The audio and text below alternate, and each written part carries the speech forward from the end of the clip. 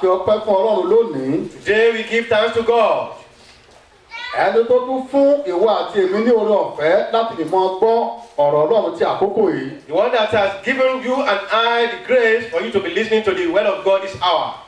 Kókó ọ̀rọ̀ Ọlọ́run tí ò ní. The main theme of today's message Ó ní wípé Ọlọ́run tó rán ẹ wá ní ayé tó dá ẹ ní ẹ̀dá rẹ̀.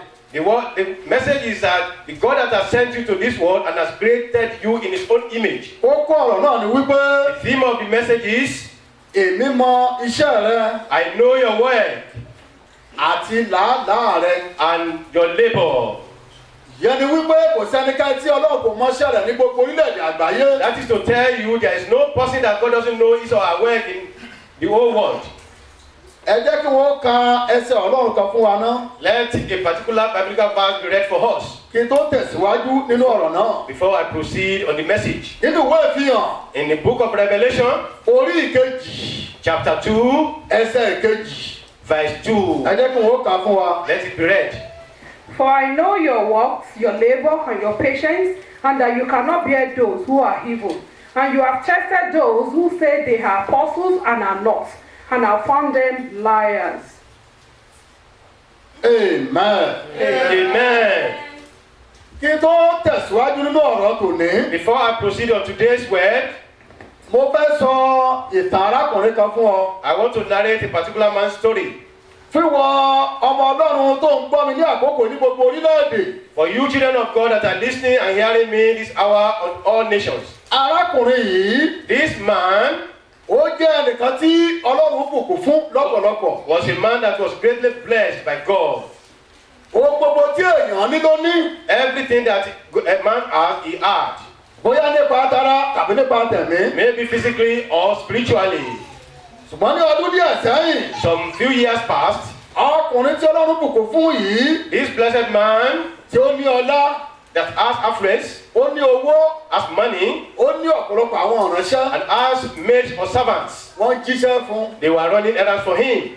Ọkùnrin yìí, This man, sẹ́mi pé téèyàn bá ní ọlá, do you know when somebody has affluence, ó láti fọlá rẹ̀ hàn. he must show his affluence. Ó fẹ́ ìyàwó, He married, kò tiẹ̀ mọ lórí ẹyọ kan. not even one wife, Odidi ìyàwó mẹ́ta ọ̀tọ̀ọ̀tọ̀ ló fẹ́. he had 3 wives. Ọkùnrin yìí, This man ó dẹ̀ fẹ́ràn àwọn ìyàwó ẹ̀ bákan náà. loved all the wives equally. Eléyìí tó máa ń ṣòro fún ọkùnrin mi The one that is always difficult for men láti fẹ́ràn àwọn aya tó bá kó jọ. to love their wives equally. Ọkùnrin yìí, This man, àló fẹ́ràn àwọn ìyàwó mẹ́tẹ̀ẹ̀ta yìí bákan náà. he loved all the 3 wives equally. Oríṣi àwọn kan tó bá ju ara wọn òun ló máa ń rà á fún wọn. He always buy things that resemble one another for the 3 wives. Kò sí ohun tí ọkàn àwọn ìyàwó yìí fẹ́ tí kì í fi fún wọn. There's nothing that this wife wants that he will not give them. Àwọn ìyàwó mẹ́tẹ̀ẹ̀ta yìí kò sí kankan tó yàgàn nínú wọn. All these 3 wives, none of them was barren. Ìyẹn pé wọ́n bí ọmọ. That is to tell you they had a child. Bí a bá rí ẹnikẹ́ni inú ẹ̀tẹ́ ń gbọ́ mi lónìí tó wà nípò àgàn oore kan nítorí ọ̀rọ̀ yìí, mo bá àṣẹ ní orúkọ Jésù. Ipò àgàn tó wà yẹ, Olúwa yóò mú ọgbọ́n níbẹ̀. Amen. If there is any listener today and is in a particular barren position, physically or spiritually, that particular position, God will deliver you from such. Gbogbo àwọn ọmọ tí ìyàwó mẹ́tẹ̀ẹ̀ta yìí bí, All the children that the 3 wives had, gbogbo wọn wọ́n jọ bàbá wọn. they resemble their father.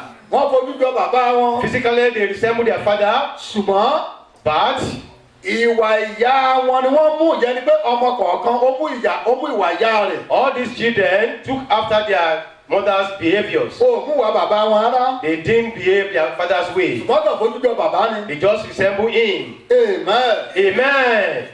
Wẹ́ nínú àwọn ìyàwó mẹ́ta yìí, Among the 3 wives, ìkan wá wà nínú there wọn. was one particularly of them. Ìṣesí rẹ̀ Her behavior, ó yàtọ̀ sí ti àwọn méjì yòókù. her behavior or characters is quite different from the other 2. Èwo olùgbọ́ mi ní gbogbo ibi tí o bá wà máa fọkàn bá ìtàn yìí lọ. You hearers of this message, wherever you are, follow this message spiritually. Àwọn ìyàwó méjì yòókù, All the other 2 wives, wọ́n wá bẹ̀rẹ̀ sí fi ìkẹta yẹn ṣe yẹ̀yẹ́. they started mocking the 3rd wife. Wọ́n kẹ́gàn rẹ̀. They started making a reproach of her. Wọ́n di ọ̀tẹ̀ mọ́. They even mocked and tried to fight against her. wọ́n tún bà nínú jẹ́. They even made her to be sad. wọ́n tún bàjẹ́ lọ́dọ̀ ọkọ rẹ̀. Even spoiling her own image before the husband. àti bẹ́ẹ̀ bẹ́ẹ̀ lọ. And so on and so forth. nítorí pé ìwà tiẹ̀ láàárín àwọn mẹ́ta yẹn ó yàtọ̀ díẹ̀ sí ti àwọn méjì yòókù. Because our characters among the three wives was quite different from other two. ìgbà tí wàhálà ẹ̀ wá pọ̀. When the problem was very, very much, ọkọ wọn wá ronú kíkí lòun ó ṣe. husband thought of it, what he was going to do. wọ́n wá níwẹ̀ ẹ jẹ́ kó kúkú wá lọ ìlú bòmí. And he decided to go to another location. wọ́n bá gbéra. He stood up. ó fi àkóso gbogbo gbágbátá ó fi lé àwọn tó ń ṣiṣẹ́ fún lọ́wọ́. He cast all the control of everything in his domain onto the servants working ọmọ for him. tábù lóòótọ́. He even traveled. ó dá dànù fún wọn. He made some time for them tó òun máa dé. that he was going to come back. ṣùgbọ́n ọkùnrin yìí But this man kò dé ní àkókò did yẹn. not come on that time, set time. ní àwọn tó fi iṣẹ́ rẹ̀ lé lọ́wọ́. All the people that he has given unto the work he was going to give them, gbogbo iléeṣẹ́ tó ní. all the establishments he had, àtàwọn tí ń tọ́jú ọmọ. all the people that are looking after the àtàwọn tí children, ń tọ́jú ìyàwó. all the people looking after the wives. ní ìlú ibi tó wà yẹn. That place of that town where he ó was, ní oore ọ̀fẹ́ àti máa pè wọ́n. he had the grace to be calling on them, láti máa béèrè lọ́wọ́ to wọn. be asking them wípé that báwo ni iṣẹ́ ṣe ń lọ sí. how are things going? báwo làwọn ọmọ ṣe ń ṣe How sí. are the children doing? báwo làwọn ìyàwó tó fi lọ ṣe ń ṣe What about sí. the wives? How are they doing? àwọn yẹn náà fún nímọ̀ràn. And they were advising him accordingly. wọ́n bá sọ̀rọ̀. They were talking and discussing with him. wọ́n wá sọ fún wípé. He told him that wẹ́ nígbà tí ó lọ. when you left, àwọn ìyàwó rẹ̀. your wives, wọ́n ti ṣe náà ni wọ́n ṣe dì sí they i. have been doing according to, the way they were doing before you left. àwọn ọmọ yí padà o. They didn't change. wàhálà ẹ̀ wà síbẹ̀. The problem continued. ọkùnrin wa ránṣẹ́. And this man sent a message ó ní kí lòun lè fi tu ara òun nínú. that what can make him happy he was considering. ó wá sọ fún àwọn tí ń ṣiṣẹ́ fún yẹn. All the ways he told them ó ní ká bọ̀ wá ìyàwó tuntun mi. that they should look for another wife for him. ó ní ká bá bọ̀ wá eléyìí. If they can look for this one, ó ṣeé ṣe. it might be possible. nígbà tó ń bá dé When ilé. he came back to the home, wọ́n á fi tura òun nínú. he will be happy as a result. wọ́n kú ṣe bó ti wí. They did accordingly. wọ́n tún bá wá ìyàwó He mìíràn. married another wife. ọwọ́ di nàmbà 4. That was the number 4. wọ́n wá bá wa. And he was looked for. nígbà tóun náà wá délé. When he came back home, kó tó di pọ́ máa dé. before he arrived, àwọn tó ní kó bá wá ìyàwó yìí. those people he sent on errand to look for wife, gbogbo nǹkan ni wọ́n ṣe é fún. they did everything for him. wọ́n ti ń ṣe lọ́sọ̀ọ́ sílẹ̀. And they are even making the person to be pretty. wọ́n ra aṣọ fún. They were buying clothes, wọ́n ra bàtà they fún. were buying shoes, bí tàwọn ìyàwó ìṣáájú. just according to the other wives. wọ́n wá ṣe lọ́sọ̀ọ́ dáadáa. They made her beautiful. wọ́n ṣe dáadáa. They beautify her. ní ọjọ́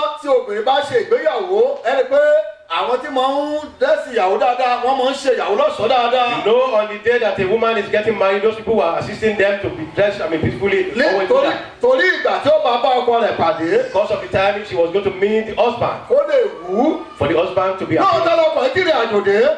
Truly, the man came from the journey. ó kúkú rí ìyàwó yìí. He saw the wife. inú rẹ̀ dùn. He was happy. ṣùgbọ́n gbà tó wá bá wọn gbé díẹ̀. But after living with them for a while, ó wá rí pé he now saw that ìkan ò gbé kan ní gbogbo wọn. everything was the same thing among the 4. ìkan ò yàtọ̀ sí kan. No one of them was different ìyẹn ni from pé others. ìgbé ayé ìyàwó kan nìyẹn náà. The life of the 4th wife, mo lè sọ pé ìgbé ayé rẹ̀ kò dàbí kò gbóná kò tutù ìyàwó. it could be considered as not warm and not cold type of a wife. èyí tó tẹ̀ wá ya arákùnrin yìí lẹ́nu ni The pé one that marveled most the man, gbogbo ìwà táwọn mẹ́tẹ̀ẹ̀ta níyẹn gẹ́gẹ́. all the characters belonging to the other 3 òun wives, nìkan ṣoṣo wá ní gbogbo ẹ̀. the 4th one possessed all. ohun tó ba arákùnrin inú jẹ́ nìyẹn. That was what made the man to become more sad. àwọn ò fowó ṣòfò. He just said that he lost his àwọn money. ò sọ́ọ̀tì. He has lost his àwọn money. ò jẹ gbèsè. That he has been indebted ní gbogbo ọ̀nà. in all ways. bí ìrìnàjò ẹsẹ̀ ni nìyẹn. That was his journey. torí pé kí ló fà á. What caused this? arákùnrin yìí. This man ó pẹ́ nínú ìrìnàjò. took a long time in the journey. ó pẹ́ nínú ìrìnàjò. Took a long time on the journey. ara ìdí tó fi pẹ́ ni The wípé reason was that inú wàhálà tó fi àwọn ìyàwó ẹ̀ sí. in all the stipulation he left his wife, ó fún wọn ní táìm. he gave them time pé kí wọ́n fi ronú for kúwàdà. them to change. They have to change wọ́n his lè wá heart. ṣéǹjì. Maybe they will change. wọn ò mà ṣéǹjì o. They did not change. ibi tó fi wọ́n lẹ̀ sí ló tún bá wọn. Where he left them, he met them there. bí a bá wọnú ìwé mímọ́. In the book, in the only book of a ní God, pé wòlíì ọlọ́run kan náà. you see a prophet of God. táwọn ní sámúẹ́lì. Samuel, his name was. sámúẹ́lì yìí. This Samuel òun náà lọ́ọ̀rìn àjò. went on the journey as well níwájú olúwa. before the Lord. ọ̀nà sí ìrìn He àjò. went on the journey. nígbà tó máa fi tìrìn àjò dé By the time he was going to come ó back, pẹ́ díẹ̀ náà he stayed for a long ṣùgbọ́n kó while. tó dé Before he came, àwọn ènìyàn tó ń ṣiṣẹ́ lé lórí ní àkókò ìgbà náà the people that he was controlling that time, ojú ọ̀nà tó fi wọ́n sí he left them on the journey. wọ́n ti yà kú òun bẹ́ẹ̀ They are even led departed. wọ́n ti dàdàkúdà They have become another thing. nínú ìwé Sámúẹ́lì kìíní In the first book of Samuel, orí ìkẹtàlá chapter 13, láti ẹsẹ̀ ìkẹwàá reading from verse sí 10 ìkọkànlá to 11. ẹ jẹ́ kí wọ́n kà fún wa Let somebody read. máa fi ọkàn bá ìtàn náà lọ Follow the story. máa fi bá a lọ. Follow the story with your mind. Now it happened, as soon as he had finished presenting the burnt offering, that Samuel came, and Saul went out to meet him, that he might greet him. And Samuel said, "What have you done, Saul?" And Saul said, "When I saw that the people were gathered from me, and that you did not come within the days appointed, and that the Philistines gathered together at Mishmash." Amen.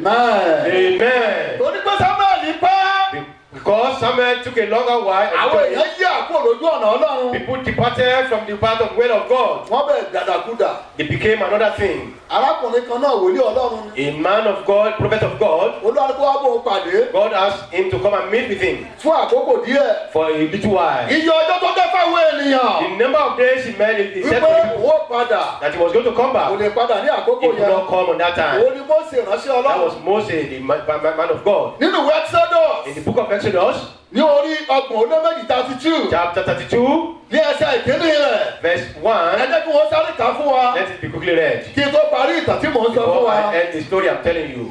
Now when the people saw that Moses delayed coming down from the mountain, the people gathered together to Aaron and said to him, "Come, make us gods that shall go before us. For as for this Moses, the man who brought us up out of the land of Egypt, for we do not know what he has become of him." arákùnrin àti arábìnrin My fellow human being in the Lord, ọmọdé àti àgbàlagbà young persons and old people, ọkùnrin àti obìnrin men and women. kí ni ìtàn yìí kí ló ń kọ́ wa What is the essence of this story? ta ni ìtàn yìí bá wí Who does this story affect? gbogbo ẹ̀ tẹ́ ń wò mí lórí tẹlifíṣàn yìí ni All the listeners and the lookers on the television, gbogbo ẹ̀ tẹ́ ń gbọ́ mi lọ́wọ́ báyìí ni all my hearers, ìwọ ni ẹni náà you are the person. ìwọ ni ìyàwó mẹ́rin yẹ You are the 4 wives. ìwọ ni ìyàwó mẹ́rin And you yẹ are the 4 wives. ta ni ọkùnrin Who yìí is this man? ta lọkùnrin tó fẹ́ ìyàwó Who yìí is the man that married? òun ni Jésù Olúwa Jesus Christ our Lord. gẹ́gẹ́ bí ìwé máa ti sọ fún wa According to the Holy Book, ó ní Jésù jẹ́ ọkọ ìjọ that Jesus Christ is the husband of the church. bí ọjọ́ iwájú In future, yóò tún jẹ́ ọkọ ìyàwó he's going to be the husband. ní ìjọba ayérayé In the everlasting reign, Jésù yóò jẹ́ ọkọ fún wa nípa tẹ̀mí God in spiritual way is going to be our husband. àwọn jẹ́ ìyàwó nípa tara And we are going to be physically his àti wife. nínú ẹ̀mí Or spiritually. ní tí a bá lè gbàjọba If you can reign with him. bí o bá lè gba Jésù sínú ayé If you rẹ can accept Jesus Christ into your life. bó o bá lè ní ìwà ìrònúkúwàdà tó If you tọ́ can have a genuine repentance. Jésù Jesus yóò tún jẹ́ gẹ́gẹ́ bí àpẹẹrẹ ọkọ fún wa is going to be like an example of a husband to ìyẹn us. ní ìjọba ayérayé tó ń That is the bọ̀ everlasting reign. ní ìjọba ayérayé tó ń bọ̀ Everlasting kingdom. ẹ̀yin ọmọ Ọlọ́run Children of God. orúkọ àwọn ìyàwó wọ̀nyí All the names of these wives, gbogbo ọ̀nà lórúkọ they all had what names? orúkọ sì jọra wọn And they have similar names. ìwà lórúkọ wọn jẹ́ Their name is referred to ìwà as ní behavior, character. ìwà lọ́kọ ìyàwó fún wa. Character. àwọn ọmọ tí wọ́n bí yìí Children they bore, wọ́n kúkú bí ọmọ they had children, òpó tọ́kú ló bí ọmọ they had children, wọ́n wá bí ọmọ rẹpẹtẹ they had many children. ìyàwó àkọ́kọ́ bímọ The first wife did, ìkejì bímọ second did, ìkẹta náà the bímọ. third did. kí ni ìtàn yìí sọ fún ẹ lónìí What is the story telling us today? ìwọ tó ń gbọ́ mi You, my ó listener, sọ fún ẹ nípa ìpadàbọ̀ Olúwa is telling us about the second coming of Jesus Christ. má gbàgbé o Don't forget, ìwọ ni ìyàwó tí mo sọ you ẹ̀tàn are the wife that I'm talking about. ìwọ ni ìyàwó tí mo sọ ẹ̀tàn You are the wife that I'm talking about. ìwọ ni ìyàwó tí mo sọ You are ẹ̀tàn the wife that I'm talking ìwọ about. tí ìtàn yìí sọ fún ẹ lónìí This nìyẹn story, that is what the story has told us today. mo fẹ́ ṣe ìyàwó Kristi nípa ti I'm ẹ̀mí likening you as wife of Christ in mo spirit, fẹ́ ṣe ìyàwó Ọlọ́run nípa ti the ẹ̀mí wife of God in spirit, tí Ọlọ́run ń retí the God is expecting, tó ń bọ̀ wá bá is coming to meet tàbí tó kó jọ as that is gathered. mọ rántí wípé Always remember bó that o ti wà nínú ayé as you are living in the world, oore wo lọ́sọ̀kọ́lọ́wọ́ pín kàn ọ́ what kind of good thing that you are saying you are lacking? ó ń rọ òjò sórí ẹ You are enjoying the rain, ó fún ọ ní oúnjẹ He has given you food, ó fún ọ ní àlàáfíà He has has given you peace. ó fún ẹ ní owó. He has given you money. ó jẹ́ fún ọ ní aya. He will give you wife. iye aya tó wọ̀ ló tẹ̀ lè fẹ́ ní Marry the tirẹ̀. number of wives that you want. iye ọmọ tó wọ̀ ló lè bí ní You tirẹ̀. can even bear as many children as you like. ó lè dáná iṣẹ́ sílẹ̀ bó ṣe wù You ọ́. can establish businesses as you like. sọ fún mi. Tell me, ìwọ tó ń gbọ́ mi lónìí. you might live out here today. kí ni ọlọ́run fi dùn ọ́. Why is God that ètò tí ò tí ì ṣe fún aya. God that he has not given you? bóyá kò tí ì tú àkókò Maybe the ní. time has not come. arákùnrin àti arábìnrin. My fellow human being, brother bí and ọkọ sister, ìyàwó ẹ̀ bó ṣe ń tọ́jú àwọn ìyàwó ẹ̀ as the nìyẹn. husband was looking after the wife, nírètí wípé in the expectation that wọ́n rí ìwà rere nínú ayé wọn. going to see good deeds amongst them. ṣùgbọ́n ó ṣe But it was a pity. èkíní bí ọmọ. The first one had children. àwọn ọmọ tó bí ní tiẹ̀. All the children that she had, àgàbàgebè lórúkọ àwọn ọmọ yẹn ń jẹ́. their name was hypocrite. ìyàwó àkọ́kọ́ gbà tó bí ọmọ. The first one when she had her children, àìṣòdodo lórúkọ ọmọ náà. unfaithfulness was the name. àwọn ọmọ tó bí kalẹ̀ nìyẹn. Those are the names that they bow.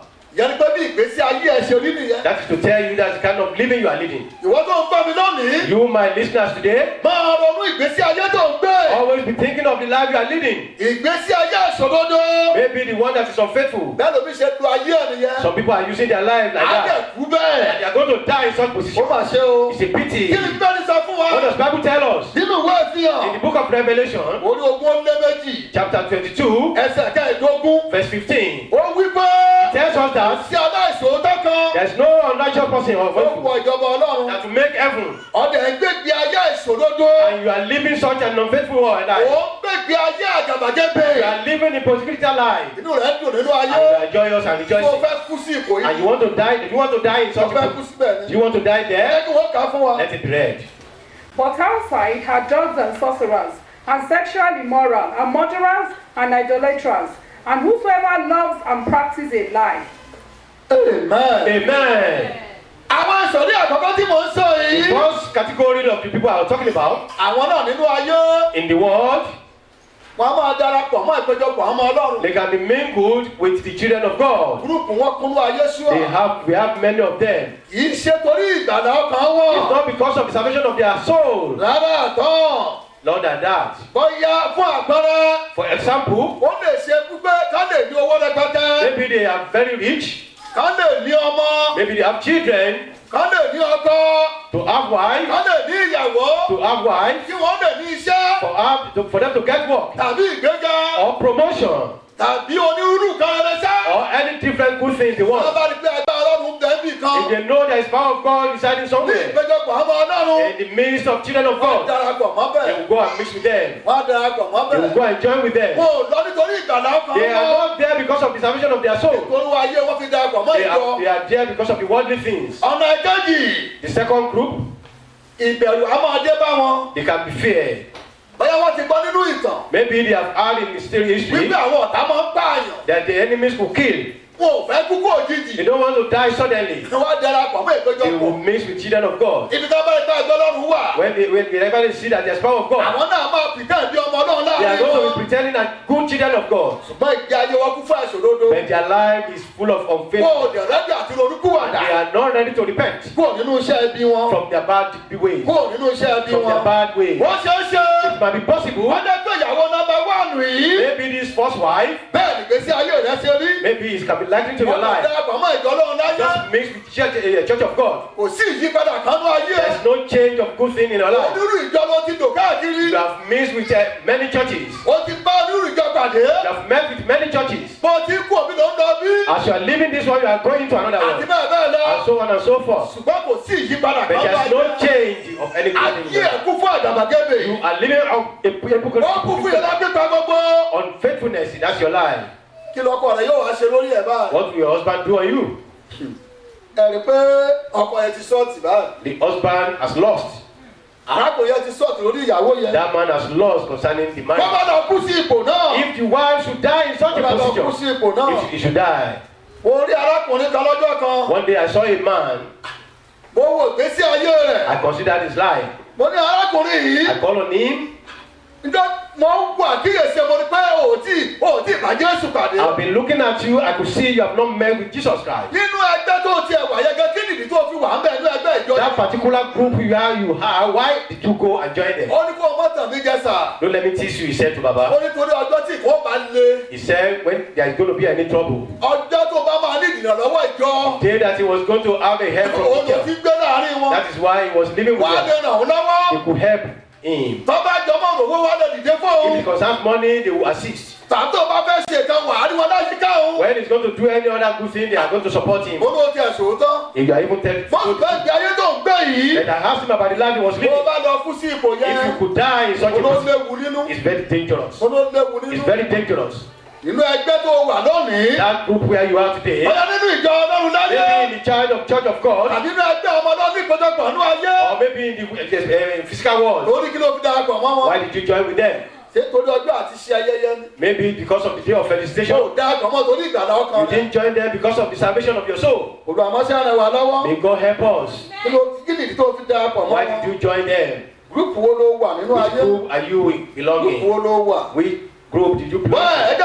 ẹ jẹ́ kí n parí ẹ̀. Let me finish it. ìyàwó kejì. Second wife, òun ti ẹ̀gbọ́n ní tiẹ̀. that one was a bit wild. ó gbọ́n dáadáa. As wisdom.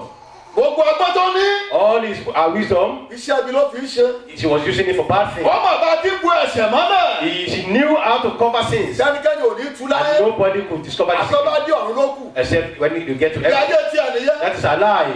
bí ayé tiẹ̀ That nìyẹn. is a lie. àwọn ọmọ tó náà bí kalẹ̀. Our children, olè jíjà.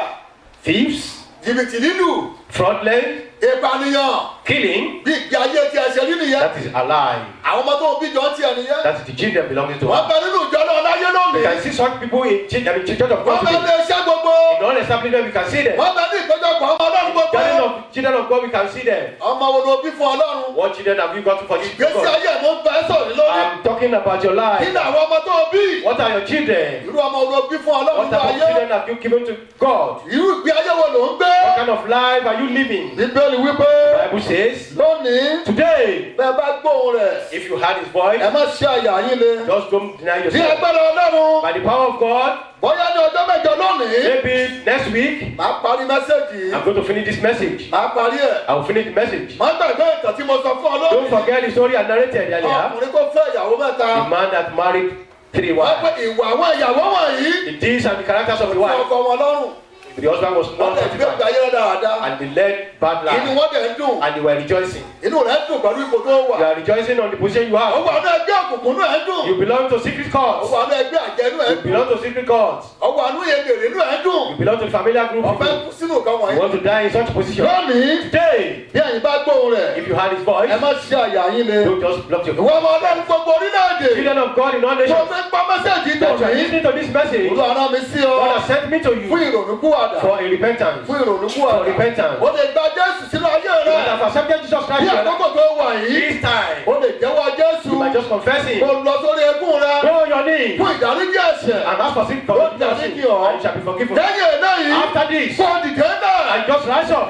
ilé ìjọba bá súnmọ́ tòsí rẹ̀. Any nearby church, kó darapọ̀ mọ́ you can go wọn. and join with them. mo bá dé wà ní àgbègbè tí wà And if yìí. you are living very close to our church, nínú london tá a wà in yìí. East London, darapọ̀ mọ́ ìjọba come náà. and join with us in our wọ́n máa church. fàdúrà rẹ̀ And we are lọ́wọ́. going to ask, àlàáfíà ní fún ọ. peace be unto you. àlàáfíà ní fún Peace be ọ. unto you. ẹ jẹ́ ká dìde dúró. Let's be on our feet. ẹ jẹ́ ká dìde dúró. Let's be on our feet. ẹ jẹ́ ká gba àdúrà. Let's pray. wọ́n máa ṣe àmì ibi tó o bá Say wà. amen wherever you are. bí orúkọ jésù. Jesus' name. gbogbo ìgbé ayé ẹ̀ṣẹ̀ tó ń gbé tínú rẹ̀ ń dùn. All sinful life that you are leading, that you gbogbo are ẹ̀mí just tó ní kó máa ṣe lòdì sí ìfẹ́ olúwa. that you are making to be contrary bí to God. orúkọ jésù kìí Jesus' name. gbogbo ẹ̀mí náà kí wọ́n jáde kó o máa yọ. Amen. All such things to agbára ìwà mímọ́. power of holy bí orúkọ jésù kìí Jesus' name. gbogbo ọdún ayé rẹ lọ bẹ́ẹ̀.